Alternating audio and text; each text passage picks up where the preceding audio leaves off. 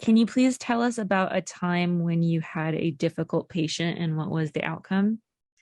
Yes, a time I had a difficult patient is when I arrived to the unit and I got my shift report, and the nurse doing handoff told me, heads up, this is a difficult patient. He was really unhappy with his care and he just doesn't want a nurse today. So, yeah, this patient's hard.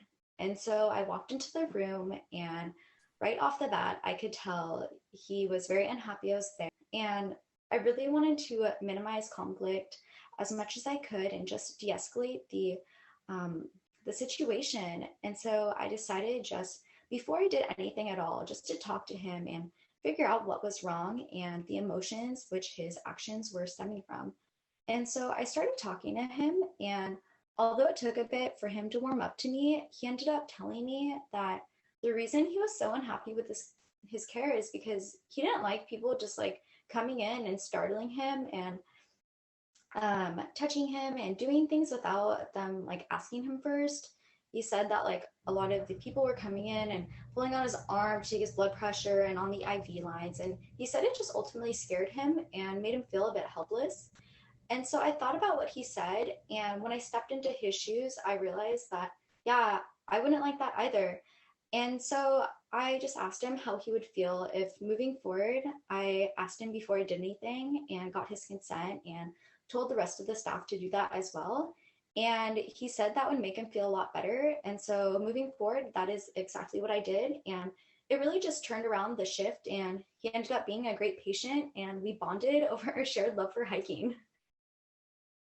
Um, that's cute. I wouldn't end it there. I would say like, well, maybe you could end it there, but at some point just say like how you want to handle things going forward or like that it taught you X, Y, and Z, maybe something about like listening, Mm. about how much of a difference it Oh, made to like actually be the one to take the time to listen to what they have to say. Just to bridge it from like totally being awesome in that situation and like what you'll take away from that situation going forward. oh, okay. Yeah. So, like, from that situation, I realized that just taking the time to talk with patients and truly listening to what they have to say, it can have such an impact on your relationship with them and really just improve your relationship and how they like the care. Yeah. And then, if you Okay. want to end with the thing about hiking, that's cute too. Okay.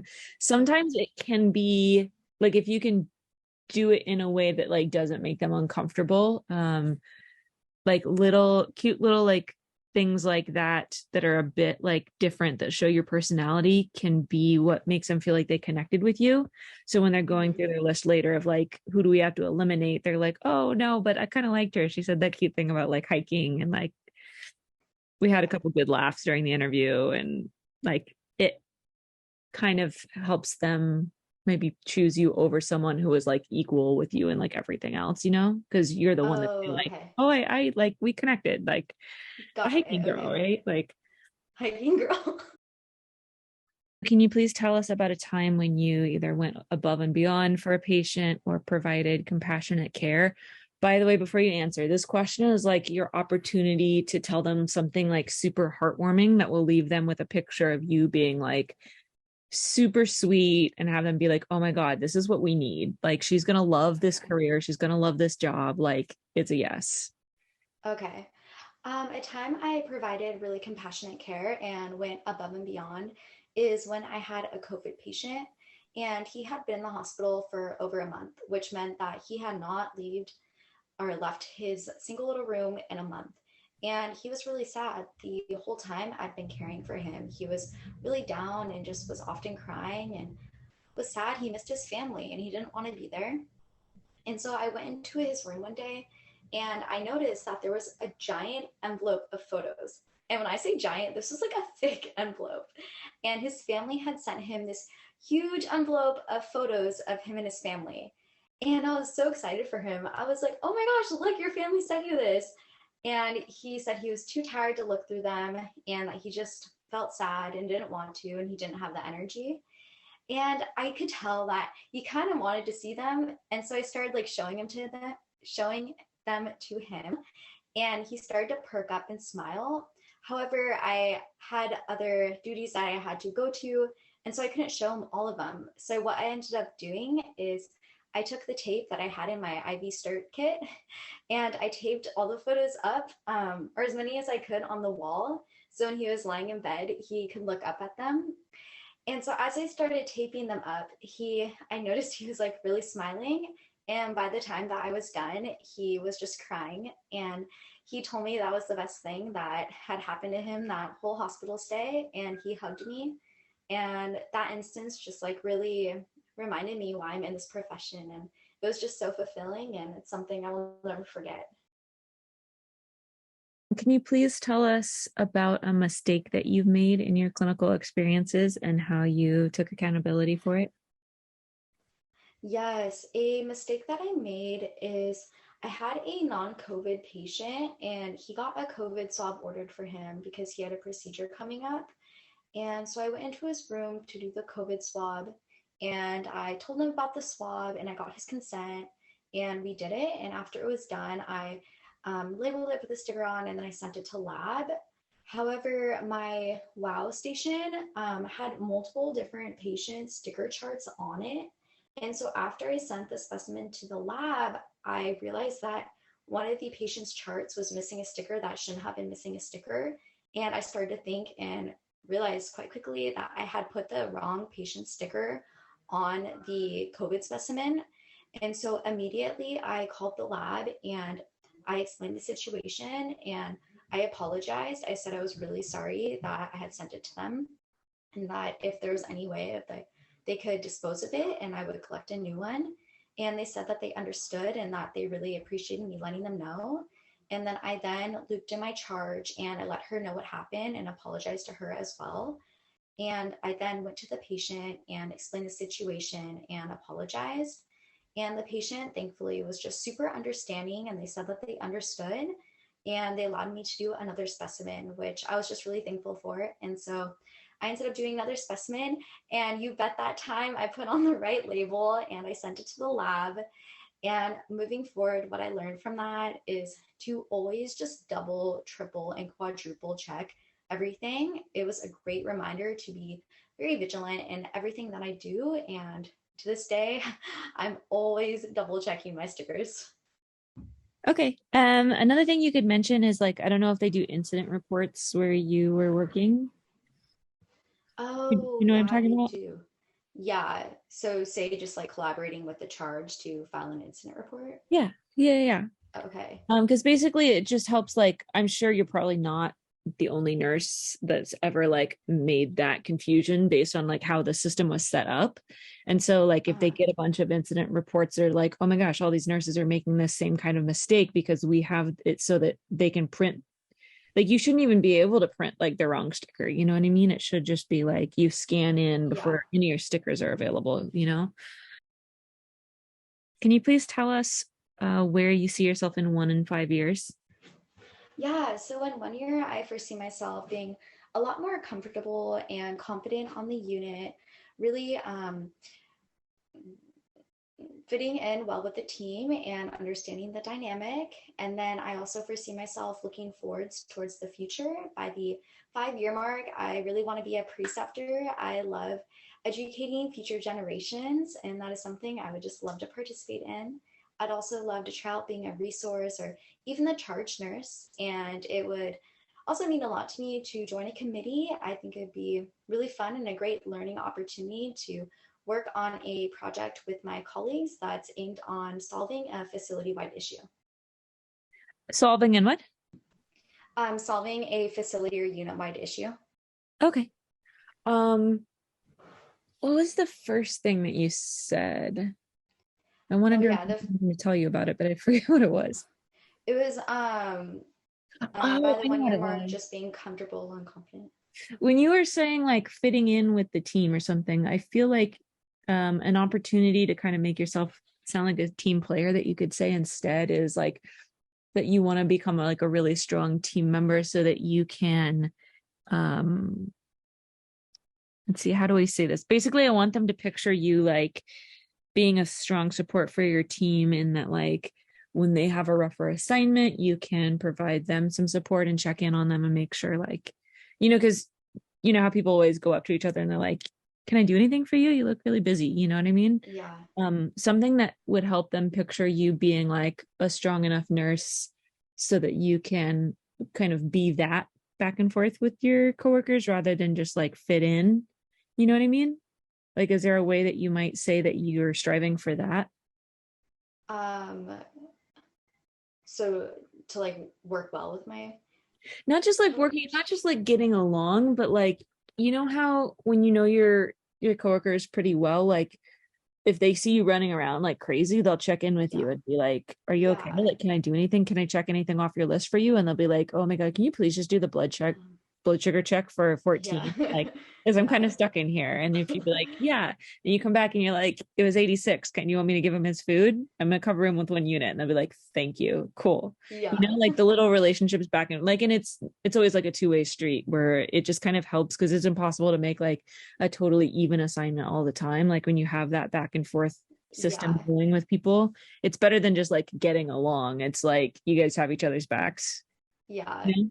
Oh, so maybe saying like just being and also working well with the team and having my colleagues' backs and That sounds a little bit too casual. Maybe, okay, so how are we going to say this? um Sorry, I'm very caffeinated. um, you would say something like, I'd really like to become very competent in my skills and my time management so that I could also be a resource to my coworkers if they ever, on days that they might have a heavier assignment and need a little bit of support. I'd like to be in a year strong enough that I can really um, regularly be available for any help that might be needed on the floor mm, to kind of improve the flow of the unit. If other people might end up being busy that day, I can help them. That's like I really want to be a strong team player for my team. okay. Something like Okay. Okay. you can kind of play around with it and see, but it's not so much like you want to get along, you want them to like you. It's like you want to like be there for them on days that they might be busier and being able to set enough time aside to not only manage your workload but maybe help out on the unit where it's needed to improve like the flow of the Oh, unit. got it. Yeah. Yeah, it's like being like comfortable enough to be able to like be there to help my colleagues and oh, I don't know. How Yeah. do you watch Yeah. this? Yeah. It's like a level up from just like wanting to fit in. Yeah, Like you're like like the not just one where they're getting like, my tasks done, but like feeling yeah, like I had the expertise to like, or not expertise, but like was so efficient that I could like help other people in return. yeah. Like those coworkers where like you see you're working with them and you're like, oh, thank God, even if someone codes, like we'll be Yeah. good. Like, Yeah. Yeah, so a time I provided culturally conversant care is when I had a patient and she was a Muslim female and she had to get a straight path for urinary retention. And I was working with my male preceptor that day. And so when we went to the room and I told her about the procedure and why we were doing it, knowing that she was Muslim and that Muslims tend to be more modest, I asked her if she would feel more comfortable if instead of my male preceptor being there, I got a female nurse to come watch me as I did the procedure. And the patient said that would just make her feel a lot more comfortable and willing to go through with it. And so that is exactly what I did. I grabbed a female, and overall, it really just made the patient more comfortable and happy with her care.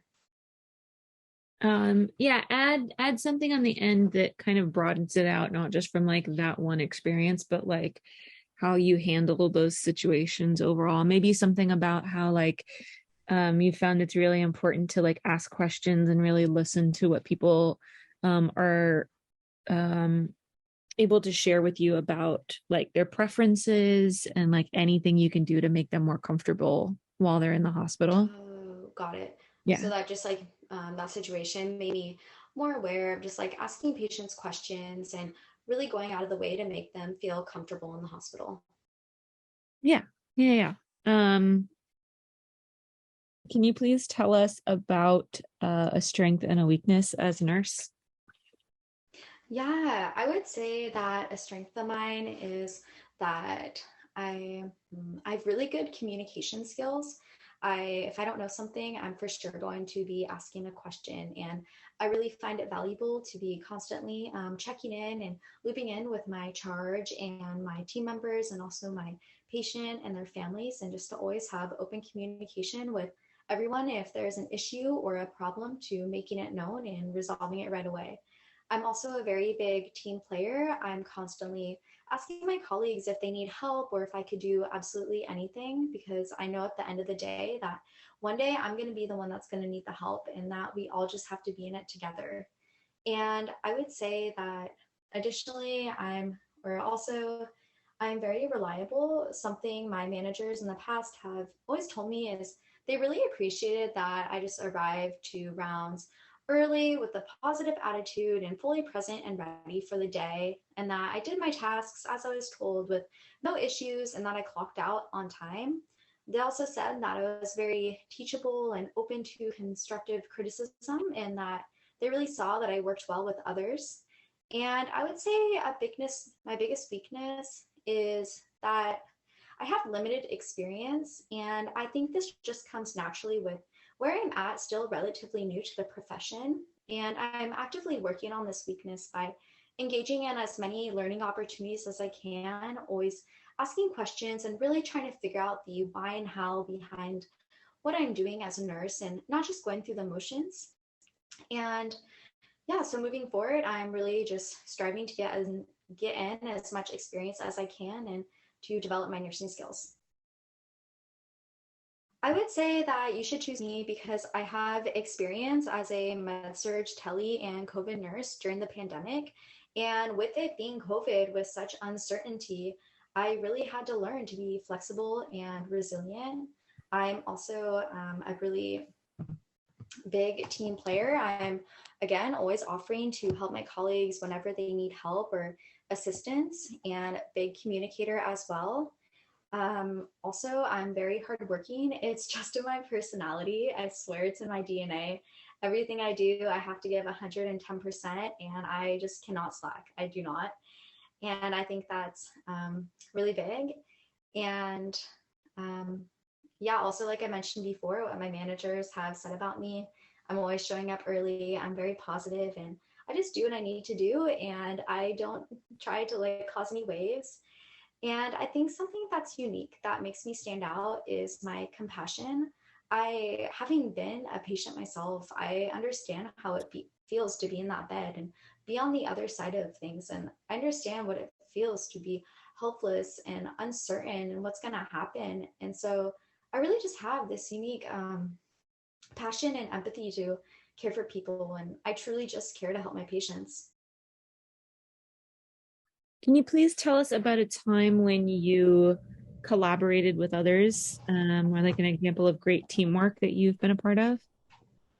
Yeah, Just a it's side time. note, it's really good if you can have it be like a situation where like there was a critical patient, because then they like picture you as a nurse. If it's not that type of answer, that's fine, but just like that's like a bonus for this question. Okay. So I have two things I could do. There's one where the patient got hypoglycemic, and then there's Okay. another one where the patient was deteriorating. He was a COVID patient, and he ended up having like a PE, and I had to call rapid. Hmm. Those actually both sound great. Is one of them more of like a time you advocated, or like a Yeah, the time you had to think PE. creatively? I would say the PE was definitely like advocation, because I was like the only person allowed in the room, and they like didn't believe me that something was going on. So maybe go with the what do you call it, the blood sugar one, and then think about like any other kind of like collaborative stuff. Like, did you have the PCA or the like the patient care nursing assistant bring like the glucometer, or did you like loop in the Oh yeah. diabetes educator before they left, or like was there anybody else that like did you reach out to Yeah. rapid, or like bring in any other faces into this story that you can have them picture? Okay. Got it. So a time I collaborated with others is when I had a co-patient, and he was also a diabetic, and I was working with my CNA to transport him from his bed to the commode. And on our way to the commode, I noticed that he started to get a little shaky and sweaty. And so I asked him, "Sir, do you feel okay? I'm a little bit concerned about your blood sugar. I noticed that you're shaky and sweaty." And he said that he just felt very tired. And so, knowing this is a sign of like low blood sugar, once we got him on the commode, I told him I wanted to check his blood sugar just to see if it was low. And so I then collaborated with my CNA and asked her if she could please go quickly grab the AccuCheck and some orange juice just in case it was low, and that I would stay there and take the vitals and make sure he stayed stable. And so when she left, I went to get the vital sign machine and I noticed it was dead. So I then collaborated with a different CNA to get me a new one because the other CNA had left her phone in the room. So I called up the other CNA and she said she would grab a vitals machine that was not dead. And by the time we got all the resources back to the patient was very evidently hypoglycemic. He was pretty shaky, he was sweating a lot, and he said he felt like his blood sugar was low. And so we took his vitals, they were stable. However, his blood sugar was in the low 60s. And so immediately we gave him the orange juice and then we rechecked it 15 minutes later. And it was in the higher 90s at that point, which for him was stable. And so after this happened, what I did is then collaborated with the team. I looped them into what happened. And SBAR, just gave him the situation, the background, what the patient was there for, and the different blood sugar readings. And then moving forward, I asked them if they had any recommendations, if they had any diagnostics they wanted to order, like imaging or labs, or if they wanted to make any adjustments to the insulin dosaging or schedule. And that is a time that I collaborated with others, and I also charted it all and documented. The imaging sounds weird. I'm like, what kind of imaging? Yeah, I wasn't really sure either, but I was like, I'm just gonna throw it out there. For this one, don't throw that out. Okay. But the rest of Yeah, I was like, I don't think they're okay. I'm like, do they want like a KUB? Like what? I mean, it's not gonna show like visually. Yeah. So also don't make it sound like you left to go like get the vitals machine. Like, oh yeah, like it was like right there. Okay. Because he could have like keeled over, like passed out Oh yeah. on the commode, and then he would have like hit his like just say, I made sure to stay with the patient, and like say that you had the other two CNAs like get help with get a vitals machine and get the glucometer and the orange juice, all of that stuff. Just okay, like you don't want them picturing you like leaving this guy alone.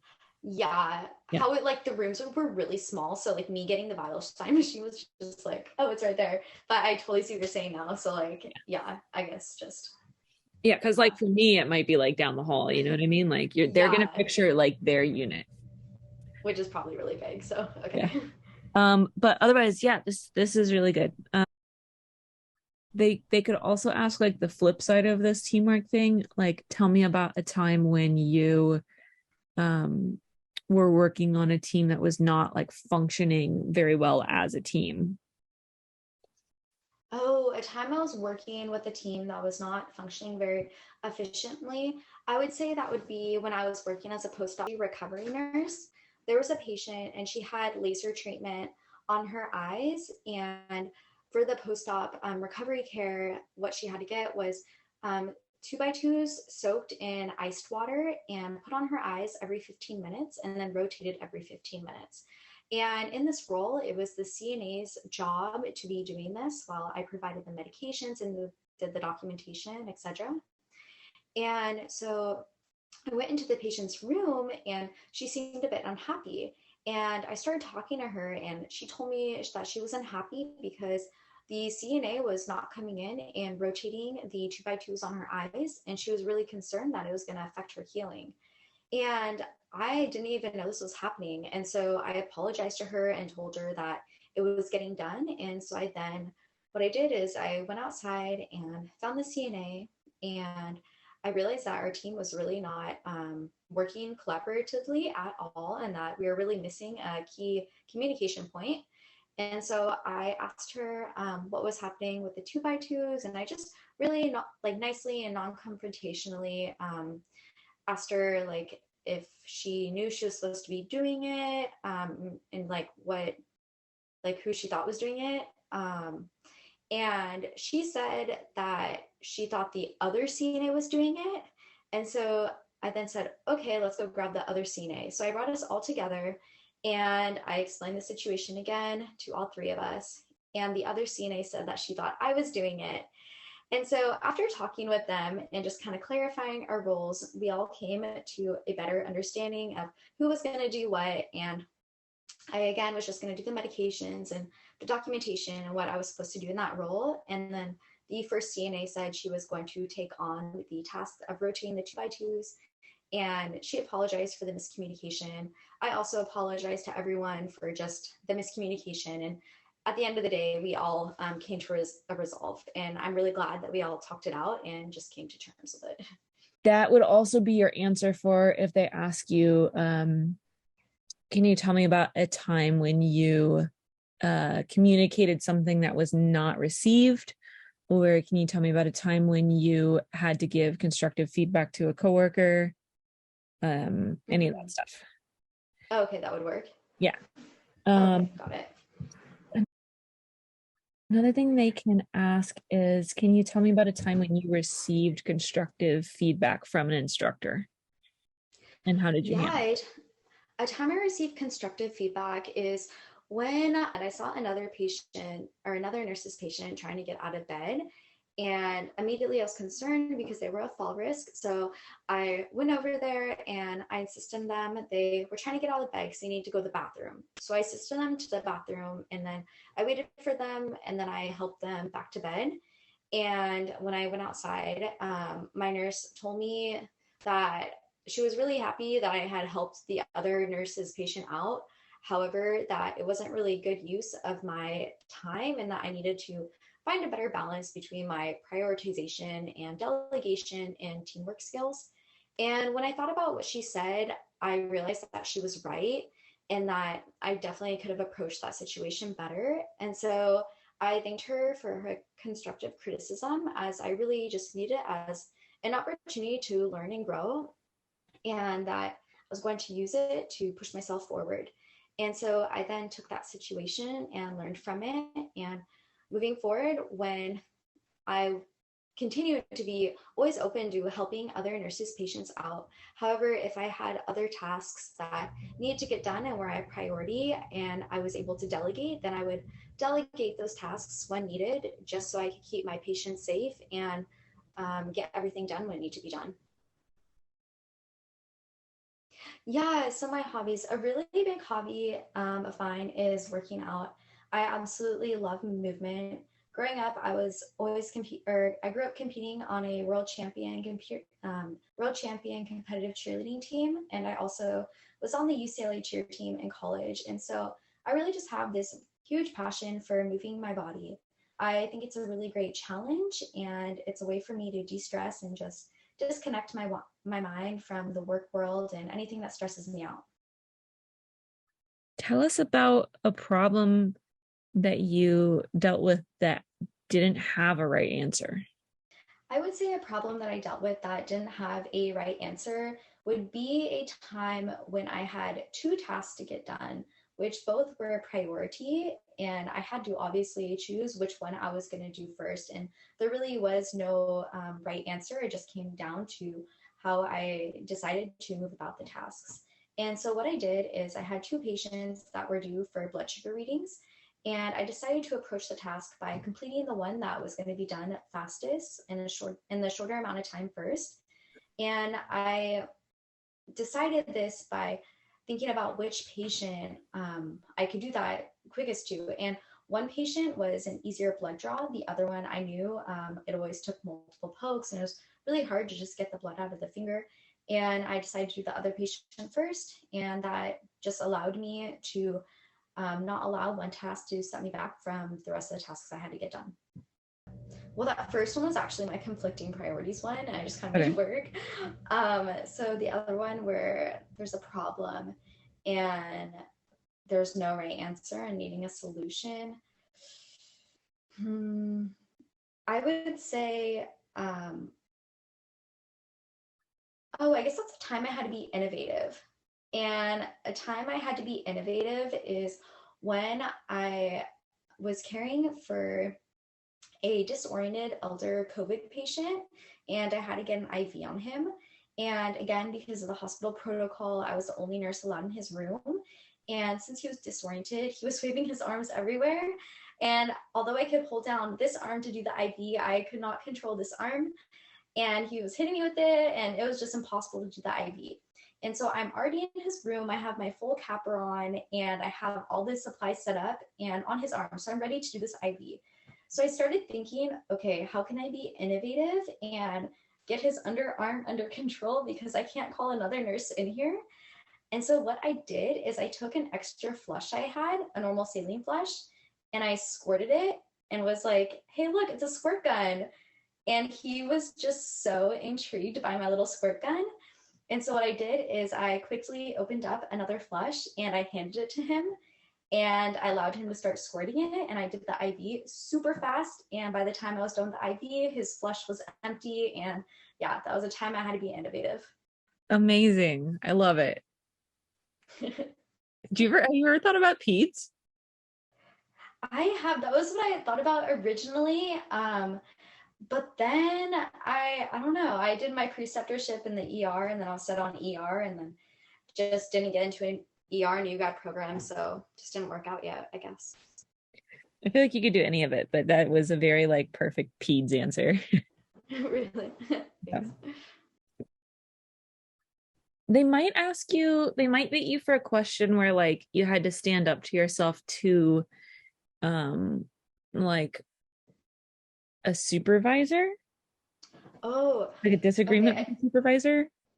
So a time I had to stand up for myself against a supervisor is, or I walked onto the unit and they told me that I was going to be floating to the other unit. And immediately I was just a bit confused because I had floated the 2 shifts prior. So this was my third shift floating. And generally, nurses only floated maybe once every few weeks. And I was just really confused. And so I asked the charge nurse who was supervising why I was floating again. And I asked this because not that I was upset or mad about floating, I was just generally curious. I actually liked floating. I viewed it as an opportunity to learn and grow and expand my skill sets and just become more adaptable. And when I asked it though, she immediately just kind of responded back to me in a way that made me feel put down. She said that I was a new nurse and it wasn't in my place to ask questions and just do what I was told because the older nurses had more like superiority. And I was just really taken aback because I was like, whoa, I wasn't even trying to be rude or anything. I was just generally curious. And so, how I approached this is I just wanted to really minimize any conflict and nip it in the bud and talk about it right then and there. So, I asked her really politely if she would mind if I could just speak to her in the corner. And although it was, a little nerve wracking to talk to her, I told her that I was just a little upset about what she had said to me and that I just didn't really understand where the harshness was coming from. And I said that I just kind of clarified what I meant by when I asked why I was floating again. I told her that, yeah, I really don't mind to be floating at all. I'm just generally curious because I don't understand how this works. I'm still new to this profession. And she then explained her side and she said that she was sorry and that she just thinks it was a misunderstanding as well, and that she thought that I was coming off or that I was asking because I was mad about it. And so after we both just explained our sides, we then came to a resolve, and she told me that the reason I was floating was because the other unit was extremely short staffed and that they were now going through the floating list again, and it was by seniority Yeah. on the list. And so since I was newest to the unit, I just had to keep going back. And I was totally fine with that. And so I just told her, thank you for clarifying.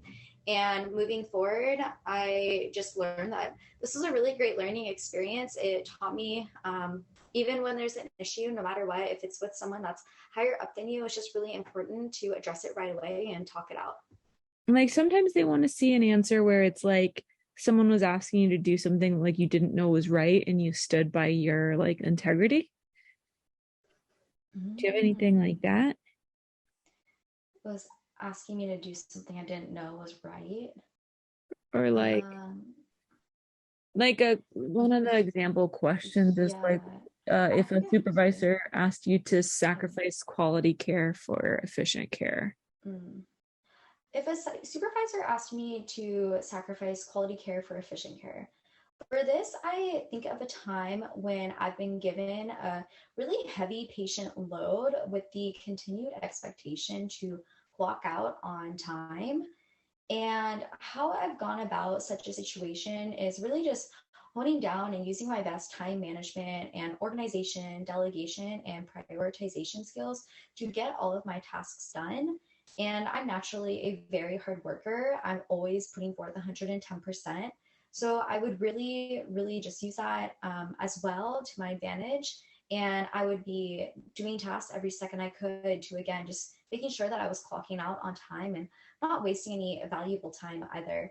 Even if that meant charting while I was running to my patient's room, I would be getting it all done. And so that is just an instance when I think of, yeah, when my supervisors told me to sacrifice quality care for efficient care.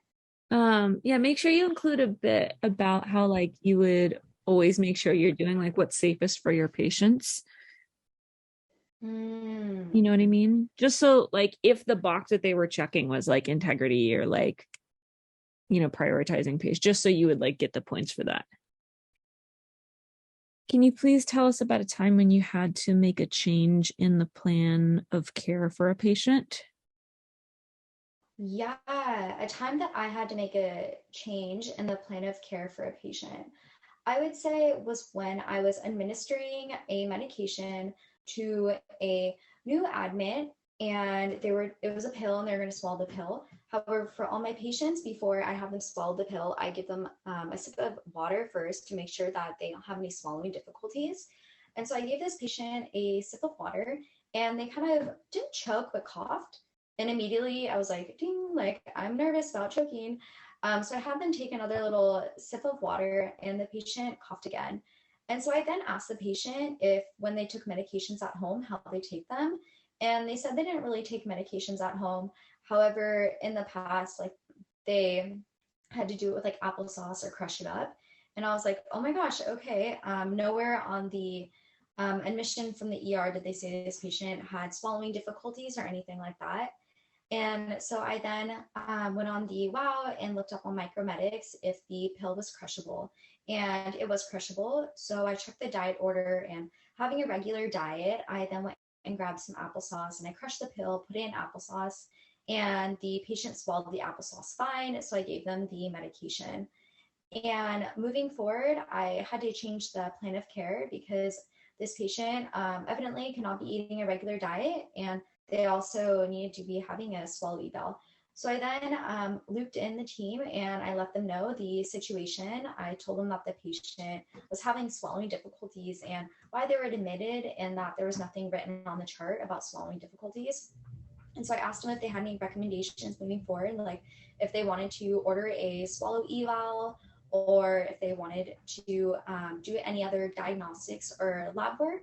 And after the swallow eval, probably change the diet order. It's perfect. The only thing I wouldn't say is lab work because I feel like there's nothing like in the blood that will tell you like if they're able to swallow. But Yeah. otherwise, Okay. perfect. 100% perfect. Got it. Yeah. So a time I advocated for a patient is when I got a new admit from the ER, and he was a COVID patient. And when I got him, he already had a high respiratory rate. His respirations were in the lower 20s, and they're kind of like, yeah, they were normal, but it was just on the higher end. And then he also had an elevated heart rate, and he had a fever, and he was sweaty. He had the fever, so he was sweaty. And I was just a little bit concerned because right off the bat, his vital signs weren't too stable. And so I looped in with the charge, let her know what was going on. And then I called the doctor and let him know. And they both said that they weren't too concerned, that the patient's vitals were probably just elevated because of changing the units and the stress of that. And to give him his ordered medications, one of which was Tylenol to bring down the fever and to just check on him later. And so I stayed in the room because I had to do the full admission. So I was in there and I administered all the medications. And about like 20 minutes later, I was still doing the admission and I noticed that he seemed different.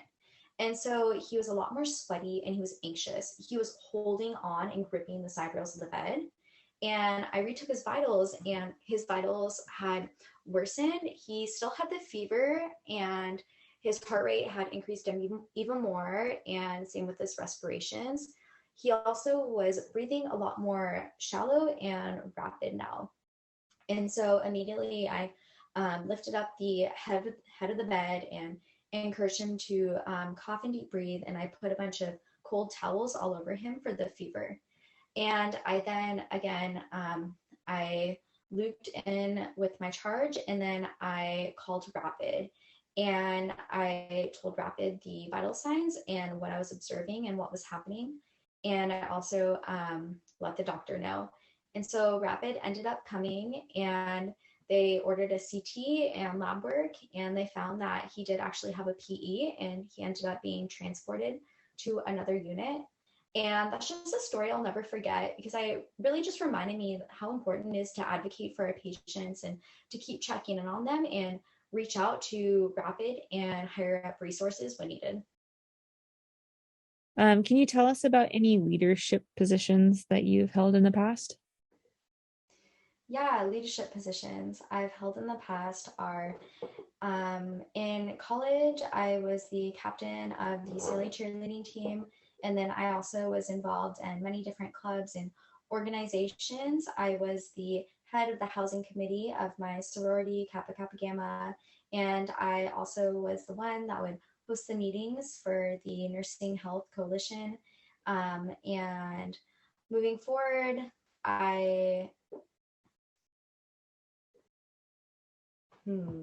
what do people usually say for this? Does this have to be nursing related? Because I don't have much experience. I don't have like leadership. Usually, I is it's helpful if there's like a job where you were training like the people who were hired after you. Was that ever a thing? Like, did you ever do like any kind of I employee training? tutored. Oh, yeah, that works because that kind of ties into like your love of like educating and like solidifying your knowledge through like helping pass it on to like the next like, and you'd love to be a preceptor someday and like continue that. Oh, got it. So a time that I held a leadership position was a side job that I really enjoy doing is tutoring. I've tutored people from all different forms of academics and also taught children in China how to read English and speak it themselves. And this serving in this role really just showed me that I love teaching the future generations and helping other people to learn and grow. And moving forward, it just makes me so excited to be a preceptor and have my own little preceptee one day and being able to do that in the nursing profession. Oh, I love it. Okay. Yeah, that's 100% better because they'll be like, I mean, Okay. that's cool about the sorority and the cheer thing, but like, I don't really Yeah, know I how was you like, would oh. bridge that to nursing. Yeah, I was just trying to think of anything leadership. Yeah, no, this is way better because it lets them kind of like picture something that you would do like in their job. Okay. By the way, if you get like an interview that's in person, or like in Zoom or whatever, smile as much as you can because your Mhm. smile is amazing. Oh, thank I you feel like, so much. yeah, I feel like Thank you. it'll like make a, there's some people where like when they smile, it makes like a big difference. I feel like it sucks because a lot of the in-person ones, like you have to wear a mask. Yeah. So it doesn't have as much of like a effect, but if there's an opportunity for that, work that smile. Oh, thank you. Yeah. Thank you. You're so Um, sweet. the only question left that I can think of that we haven't gone through, after this we'll go through the clinical scenario ones, Mhm. is that's all the questions that we have for you. Can you please tell us what questions you have for us? Yeah, if I was to get this job, how would you best recommend that I prepare in the meantime? And then also, is there anything that stands out to you or that is a concern that I could address now to help you in your decision?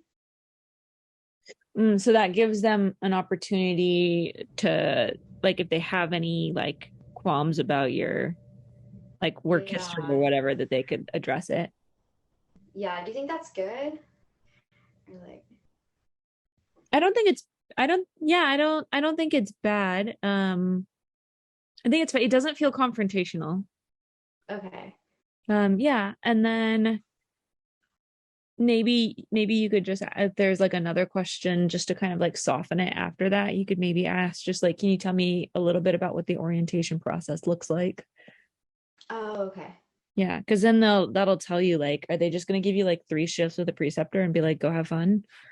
Yeah, that's what I'm nervous about because I haven't worked in 2 years. Like, I wish I could get in a new grad program again. I really do.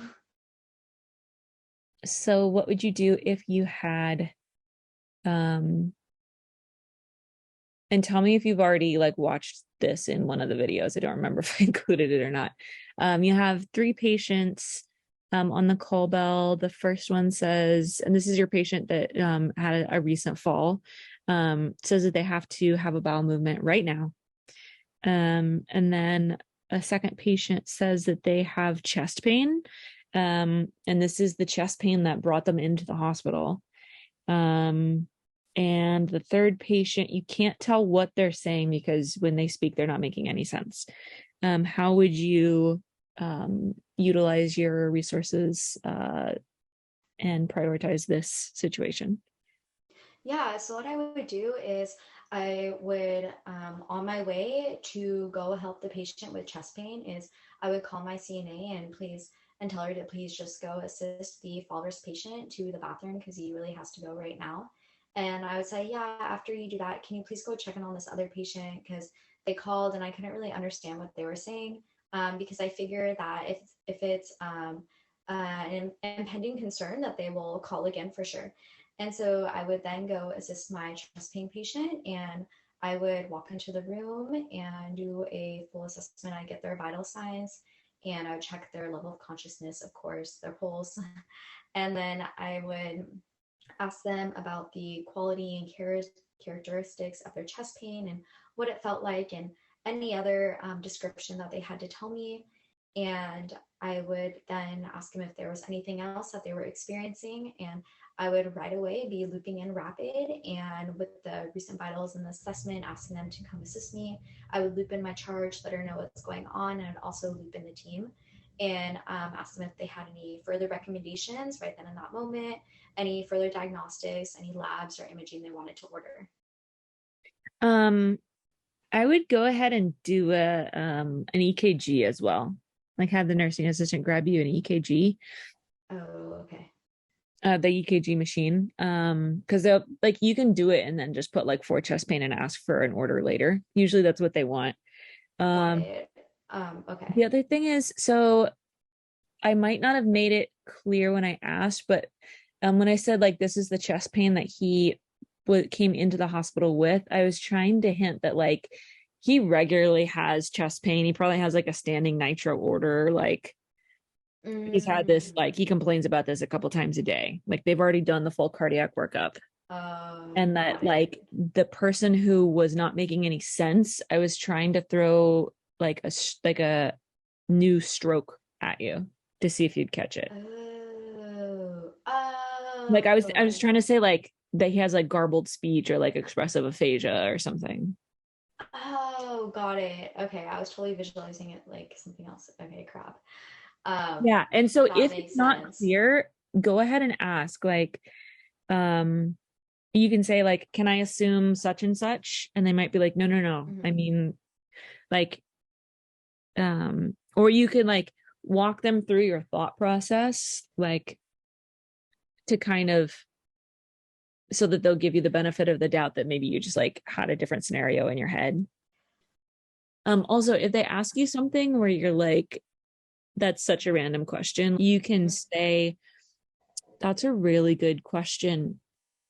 I nothing is coming to mind for that specific circumstance at the moment, but in my career, when something like that does come up, what would be really important to me would be always making sure that I, whatever, like whatever you think is the box that they're trying to get you to check, Got it. so that you Okay. can just check that box and get the points. You know what I mean? Got it. Yeah. Do you think they're gonna ask me like that prioritization one with like stuff that's so like big like that? Like you can't hear the patient? I, Um, from my experience, it's usually like the common? East Coast and like the Okay. Canadian hospitals that do more of that. I feel like you like totally get the pattern with these. The only thing I've seen you like the only part that sounds a little awkward sometimes is like the suggestions. So for like chest pain, they'll want like an EKG and like tropes and electrolytes maybe, or like a BNP, um like a BMP and a BNP. And then for like um you got everything with the bleeding, like anytime it's bleeding, they'll want like a CBC for like the H&H, and then they'll want coagulation studies, and then what else, like respiratory, like you could just throw out the word blood gases. Because some Mm, hospitals prefer like the ABGs versus the VBGs. I feel like the ABGs are more accurate, but like it's a very painful thing, so they don't necessarily want to do it like all the time. Oh yeah, like anything respiratory, they also probably want a chest x-ray because it's like super quick, super easy. um mm, like they can do it like bedside. Anytime there's somebody who has like their neuro check is like different, like let's say they give you a patient and it's obvious they're trying to see what you would do about a stroke. So you would do like a full neuro mm. assessment, and that you would uh with whatever way is like most appropriate for the hospital, you would alert the stroke team, like call a code stroke, to help Oh, okay. quickly get like the neurologist and rapid and the team all at bedside so that you could quickly get the patient to CT, to really Okay. reduce like the time that it takes to actually assess and like get them help if that's appropriate. And then you could say that while you're facilitating all of that, you would make sure that they have good IV access. That's Oh, another like yeah. easy thing. And like that you would get a blood sugar just in case, that it would be like an easy rule out if the blood sugar did come back low. Um, yeah, Okay. Thank you yeah, so much. yeah. This Um, is so helpful. there's like in the videos, there's a couple that show like examples of other new grads like trying out different scenarios like this. What you can do is you can watch them and like press pause right after I ask it and see what like your answer is, and see like in the answer Mm. and the feedback if there's any like things that you would miss.